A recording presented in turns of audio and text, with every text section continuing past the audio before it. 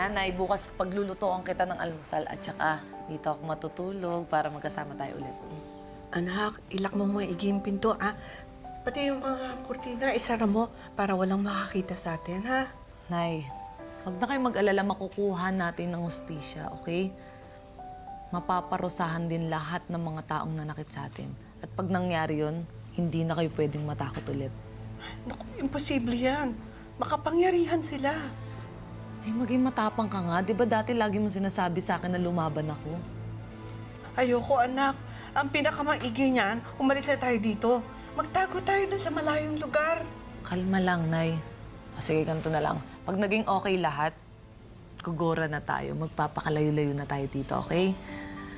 Promise yan, ha? Promise, Nay. Gusto ko palagi kang panata. Salamat, anak.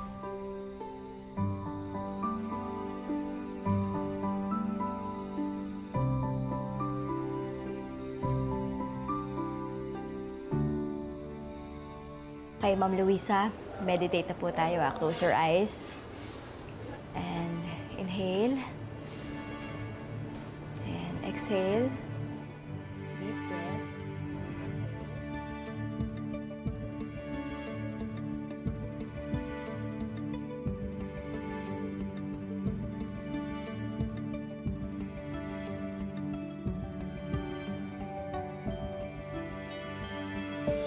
Ma'am Luisa, pwede niyo ba makwento sa amin yung pinagdaanan niyo dati?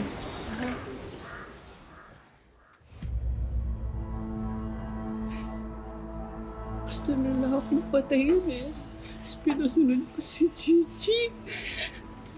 Tumakbo kami pero nahuli na kami. Tapos sinunod nila ako. Tapos gusto nila kami patayin dalawa.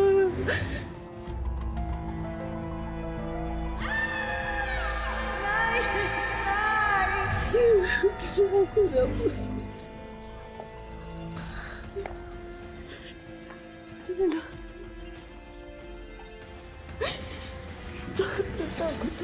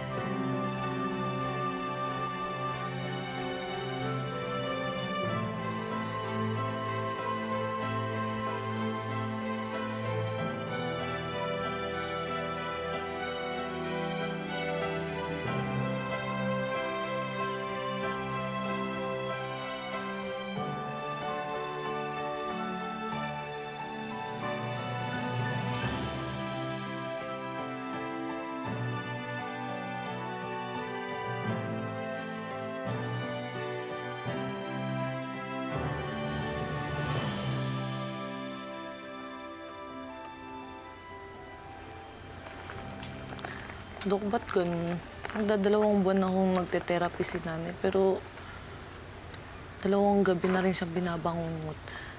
Pwede ko lang pasukin yung panaginip ni nanay para hindi na siya matakot. Gagawin ko. Alam kong nahihirapan kasi nakikita mo ang sitwasyon ng nanay mo ngayon, pero you have to be patient. Opo, Dok, ginagawa ko naman ho yun para lang matulungan si nanay. At sure ako na na-appreciate ng nanay mo yun. You are her strongest support system. Malaki yung makakontribute noon sa kondisyon ng nanay mo. Basta gawin mo lang yung mga dati mong ginagawa para sa kanya. Paramdam mo sa kanya na nandyan ka at safe siya. Hindi na sayang ang efforts mo. I promise you that. Thank you, Dok, ah. Pero lahat po ginagawa ko talaga para mawala na yung mga sakit na pinagdaanan niya.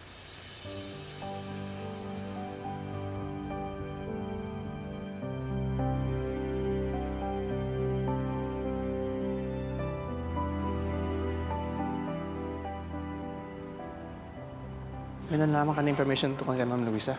Ginamit ko na lahat ng connections ko, bro, pero wala pa rin talaga. Sigurado ka ba na ang pangalan niya Luisa De Jesus at hindi Luisa Robles? No. Luisa De Jesus, hindi sila kasal ni Sir Joaquin. Eh, chinek ko na yung lahat ng records ng patay with that name and details, pero wala pa rin talaga. Sigurado ka bang patay na yung pinapahanap mo sa akin? Hindi naman kaya buhay pa si Ma'am Luisa?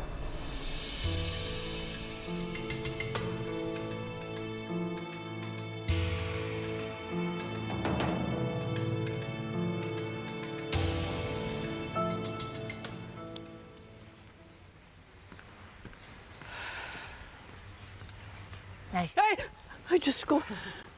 Anak naman, ginulat mo ako na. sorry Nay, may gusto lang sana ko ibigay sa'yo. Ito.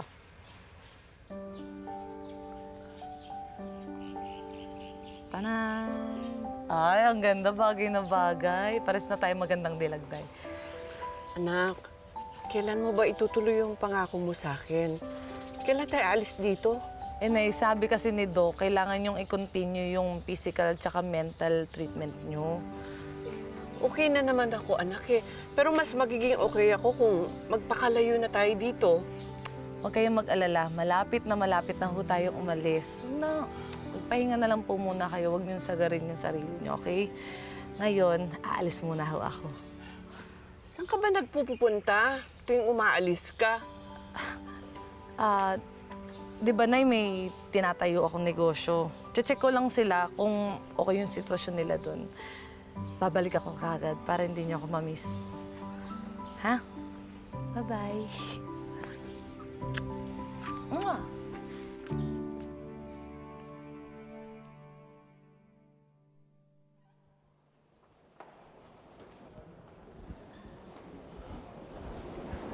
Nurse? Hi. Ako po si Attorney Eric Oliveros.